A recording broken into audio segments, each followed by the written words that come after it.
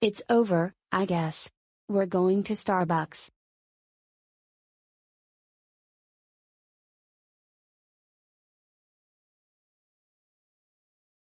Our company's Starbucks storefront, our heritage, our story begins in 1971 along the cobblestone streets of Seattle's historic Pike Place Market. It was here where Starbucks opened its first store, offering fresh roasted coffee beans, tea and spices from around the world for our customers to take home. Our name was inspired by the classic tale, Moby Dick, evoking the seafaring tradition of the early coffee traders. 10 years later, a young New Yorker named Howard Schultz would walk through these doors and become captivated with Starbucks coffee from his first sip. After joining the company in 1982, a different cobblestone road would lead him to another discovery. It was on a trip to Milan in 1983 that Howard first experienced Italy's coffee houses, and he returned to Seattle inspired to bring the warmth and artistry of its coffee culture to Starbucks. By 1987, we swapped our brown aprons for green ones and embarked on our next chapter as a coffee house. Starbucks would soon expand to Chicago and Vancouver,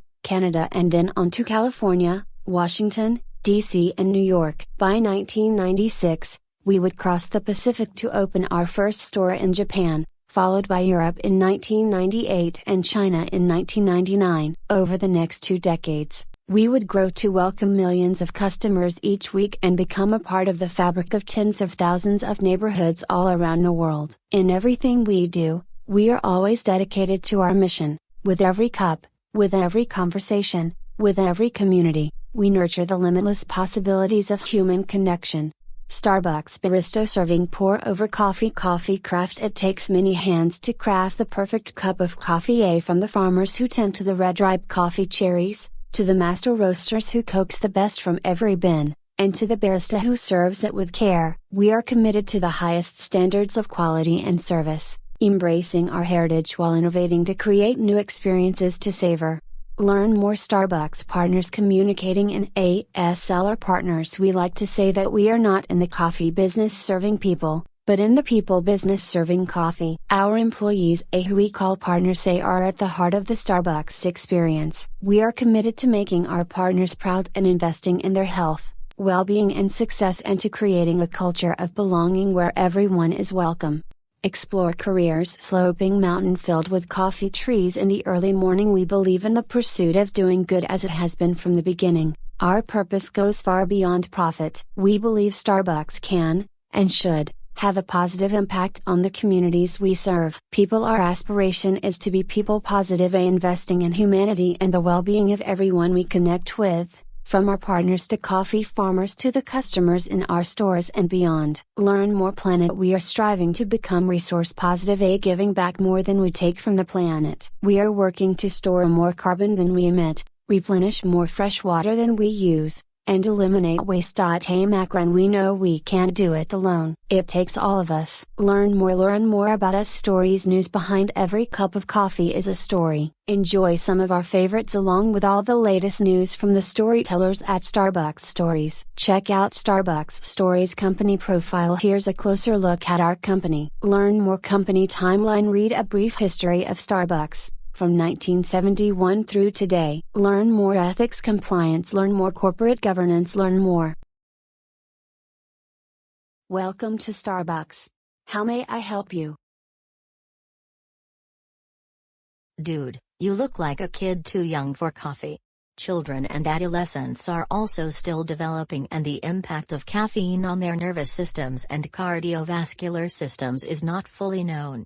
Too much caffeine can cause issues such as increased anxiety, increased heart rate and blood pressure, acid reflux and sleep disturbance. Does your child love a cup of Morning Joe as much as you do? Does he or she look forward to a little Java Jolt at the local coffee bar after school? With coffee consumption on the rise among children and adolescents, there's discussion brewing over coffee's impact. Beyond what research has shown about caffeine, we really don't know about coffee's long-term effect on kids, so here are some questions and answers to consider.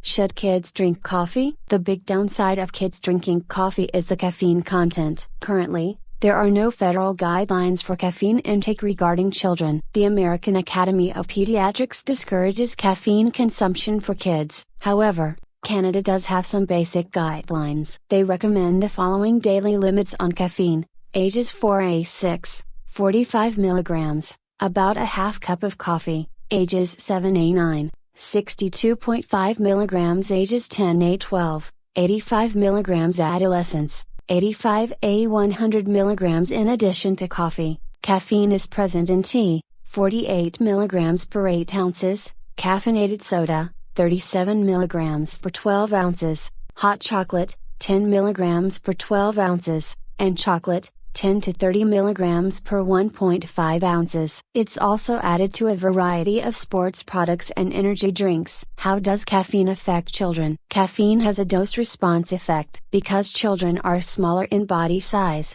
it takes less to impact their functioning. Children and adolescents are also still developing, and the impact of caffeine on their nervous systems and cardiovascular systems is not fully known. Too much caffeine can cause issues such as increased anxiety, increased heart rate and blood pressure, acid reflux, and sleep disturbance. Too much caffeine is dangerous for kids, and in very high doses, can be toxic. Caffeine is a stimulant that increases alertness. If your child feels like he or she needs caffeine to get through the day, it would be better to work with a pediatrician to identify the root cause of what is creating the fatigue in the first place. Specialty coffee drinks are available everywhere now. What impact can these drinks have on children and adolescents? Most of these drinks tend to have not only the caffeine, but also high amounts of sugar, cream and whipped cream. They are more like desserts and can contribute to excess sugar and calorie consumption if consumed often. There is a growing amount of research on the positive effects of coffee in adults, including decreased risk of stroke, cancer, certain heart conditions, type 2 diabetes, and Alzheimer's disease. Could these benefits one day be shown to apply to children as well? Coffee beans contain antioxidants and other substances that research is showing help protect against disease. However, there's no research currently to demonstrate whether drinking coffee in childhood could have an impact either positively or negatively into adulthood. Long-term studies would be needed to try to answer that question. Is there a bottom line? Err on the side of caution, and to try to limit coffee and caffeine intake of any kind, especially for the youngest children.